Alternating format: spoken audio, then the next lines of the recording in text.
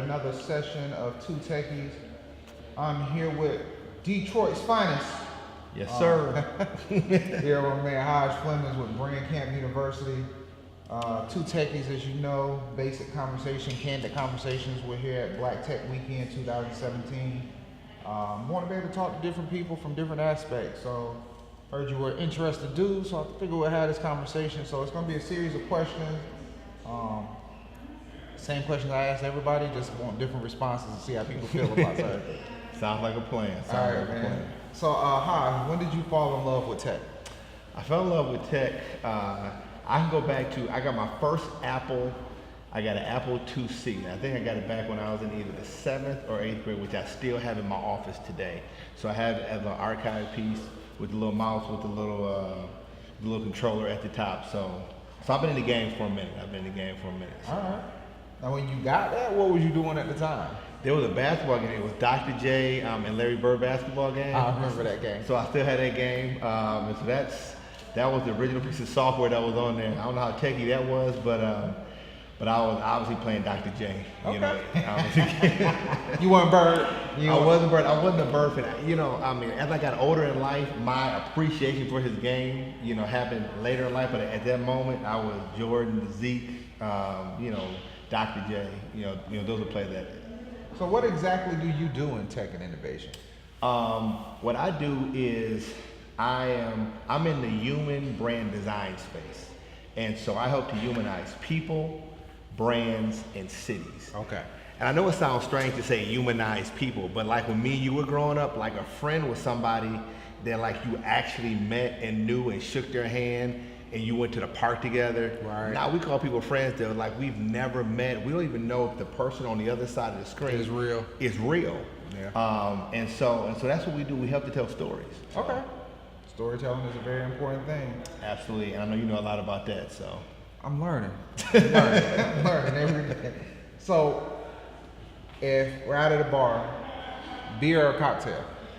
Well, you know what? I don't drink, so okay. So I'd have to go. I probably would just drink Bob's water, so I could probably maybe act bougie or something like that. Bad and bougie. Yeah. Drip, drop. Give me my water. All right. So, talking about your business life, everything you're going through with business right now. If I was to plug into you and your eyes would project a reflection of what your business life is, and it's a TV show or a movie, what would we be watching? What would we be watching? We'd be watching Coming to America. Coming to America.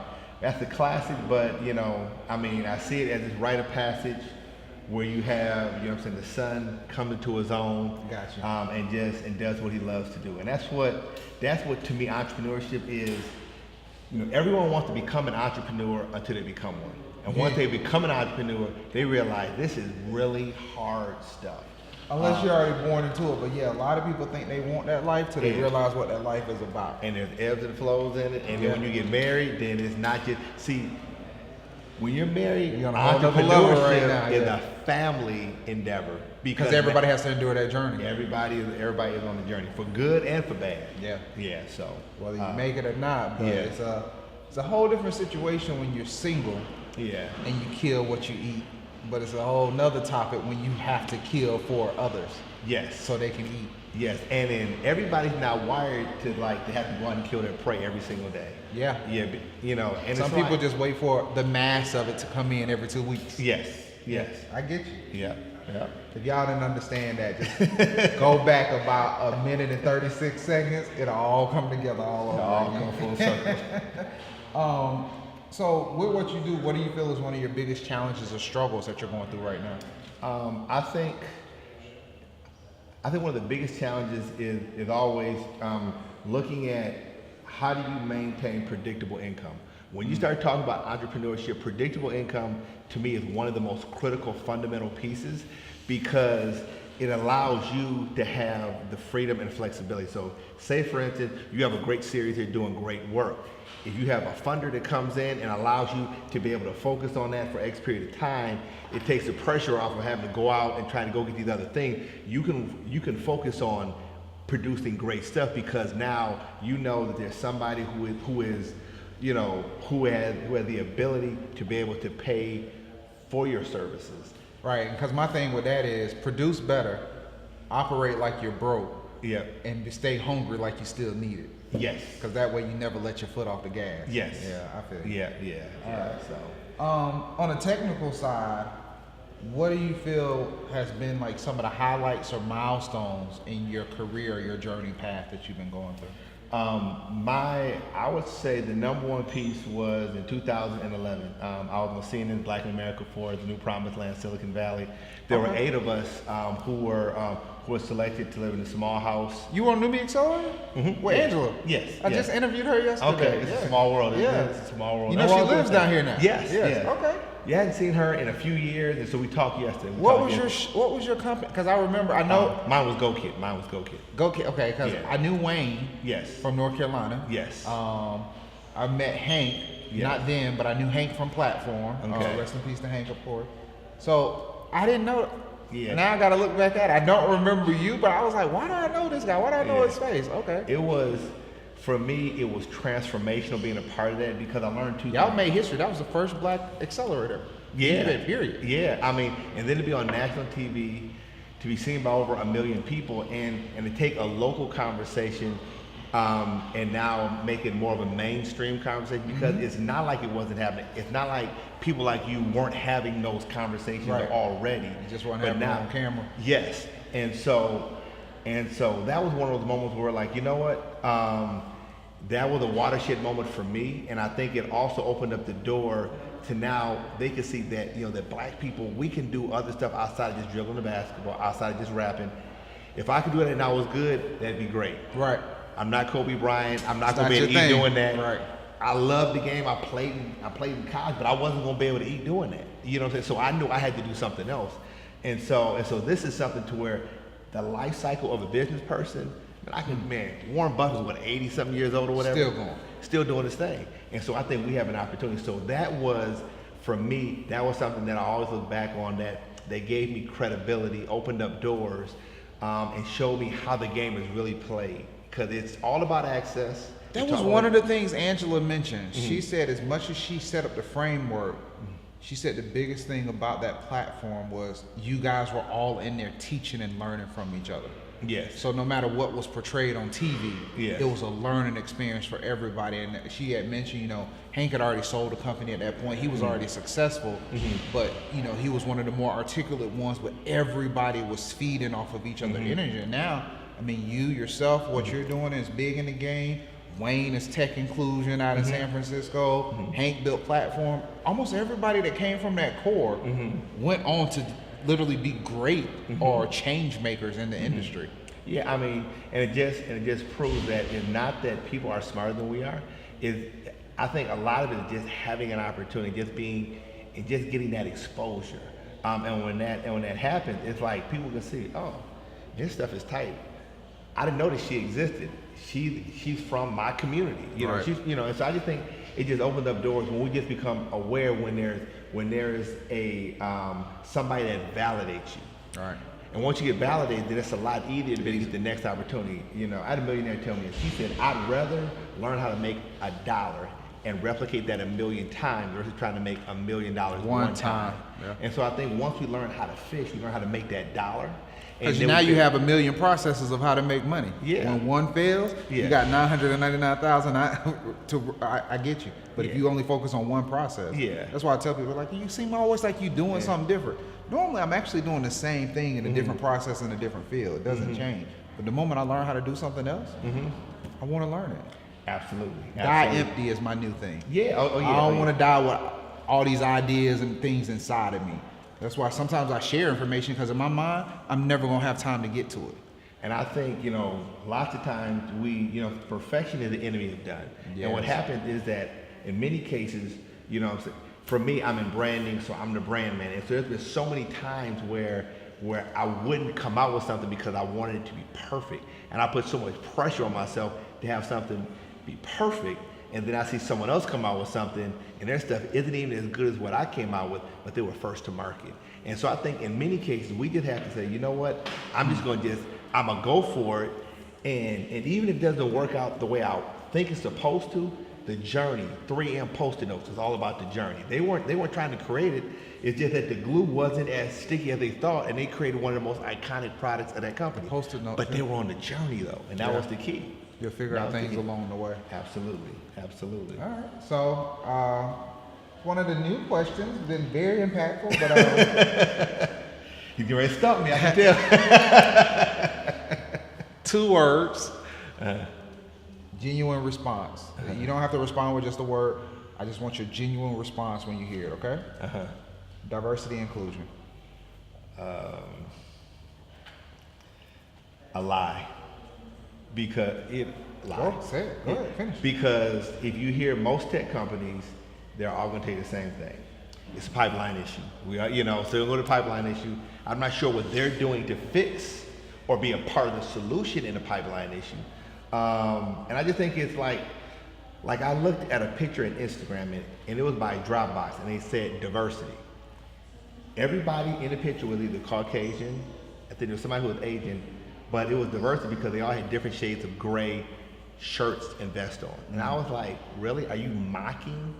I mean, really, we're at that point to where if we made a statement like that, somebody they posted it themselves? They posted No. it. Yes. If you go in, if you tweet or look it up and do it, I guarantee you're going to find it because even if it's taken down, there's a screenshot of it somewhere. No. Yes. Just do Dropbox and diversity, and I guarantee you're going to see it. We're going to look it up. If we can find it, okay, we'll edit it into the screenshot so people can see what Dropbox diversity is what I need to Google. Yes. Okay. Yeah, I guarantee you'll see. We'll look it up as soon as the interview is over. Guarantee you will definitely find it. I saw it and I had to share it. I was like, this is crazy. I said, am I missing something in the interview? I'm in the post. Okay. So, I'm gonna have to calm myself all the way back there. So, if we're looking at, you have all your resources. So you got your same dream team from the New Me Accelerator, plus everybody else you want. So you got the dream team, you got all the money, resources, facilities that you need to solve the problems of diversity and inclusion.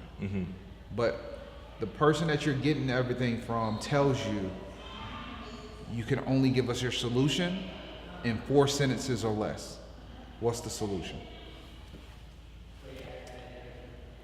So my portion of it is what we're getting ready to work on right now. And we're doing something, we haven't totally came up with the name, but right now it's probably gonna be called 100 Cities.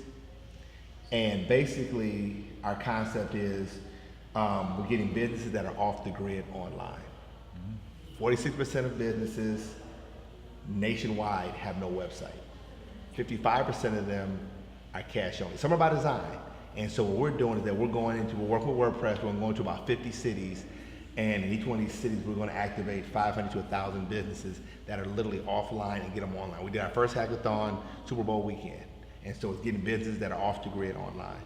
And you're working directly with WordPress to do this? I work with WordPress, but we are looking for other sponsors and things like that. The other part of it is that there's stories that are going to come out of it. So in each one of these cities, if we activate 500 businesses, now there's no way we can do all those stories, but we're going to look at, are there 10 stories that we can capture in each city? So basically, you're looking at bringing people off the grid, bringing them online is your solution, because that becomes the inclusive part. That is, yeah, and as we know that a website is not the end all be all, but it's the first part of making them visible. Okay. So now after that, then we want to connect and make sure that they are in local search. So like if I'm looking for something and you're not in Google Maps, like you don't exist to me, because I'm gonna go look it up in Map. And if it's not there, it's not there. It's not there. Or if it says you open at 9 and I'm somewhere at 8 o'clock, I'm not gonna go call the place. I'm just gonna see that it's not open. And so it's making sure that once we get the website, what's the local search stuff that's connected to it? And then we can get into connected services. So that's actually unique. Your feeling for helping solve the problems of diversity and inclusion is to actually make people inclusive and have them connected. And you're using what would be your skill set to actually help accomplish that problem. I can dig that. And in looking at the most basic, rudimentary, let's start there. We're dealing with some companies that don't even use email. And I'm not lying. In 2017, we literally had to go into the business and work with them because they don't use email. Wow. And not every company is that way. Right. But it just showed me how there are challenges that go beyond getting extra techie. I mean, like some basic. Yeah. Yes. Structure. What Yes. we would now see as a base foundation. Yeah. Okay. The world is yours. Mm-hmm. You got access to one mentor, the time, money, and everything else. Total access to him. Who's the person you want as your mentor? One mentor. Who will be the one person that that I would want to spend time with? Let's see. I had a list. Actually, now I got to narrow it down. One person. You know what? I'm gonna go with Hill Harper. Hill Harper? Yep. I like his new series that he's doing on CNN Yep. right now. Yes, I would say Hill. Hill's doing some interesting stuff. I hear he's going to do something in Detroit, but I think he's very thoughtful in what he does. Right. Character I think is important. I don't hear a lot of other crazy stuff, and he's respected not only in the black community but in other communities. He's respected, period. You know, and I think that's important for us to be. We can't just only be in the black community. Gotcha. I think we need to, we need to be there, but I think we need to be in multiple circles. And I think in many cases we're in two of the poorest wealth circles: the church and the African American circle. Mm-hmm. And like in the Jewish community, like after Holocaust, they were like, this is never, ever, ever going to happen to us again. So we're going to make sure after slavery, it wasn't the same way for us. And then, and we get into a lot of other reasons why that kind of stuff happened. They did shut it down, though. Yeah. All right. So, the world has changed. I can walk up to you and just plug into you and hear the soundtrack of your life. If I was to plug into you right now, what song or what album am I listening to? Man, what song? That is a good one.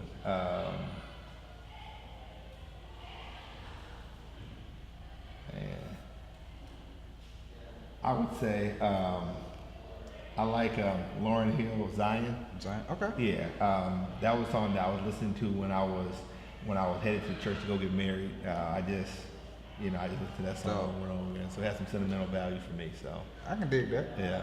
All right. So it's time to wrap it up. Life is ending, or you're retiring, one or the other. Uh-huh. You realize that you have to define your legacy, or your legacy is about to be defined. Yeah. What would you want that legacy to be? I want the legacy to be that Hajj was a man of his word. If he said he was going to do something, he did it. And ultimately, I want to make a world a place for all people. Gotcha. Bottom line with that. So I'm actually going to say it because he made it so simple. Hajj showed us straight up. You can reach him everywhere. Hajj, H-A-J-J, Flemings. Social media, all platforms. And his email, hajj.flemings@gmail.com. Man, I'm empowered because Angela has bought a new energy. Black Tech Week is always bringing energy. So thank you for coming. But I want you to close us out with what you're feeling from this weekend, what you're feeling right now from the interview, but close us out one word, not a phrase, not a sentence, one word. Now. All right, guys, Black Tech Week, 2Techies. Thank you.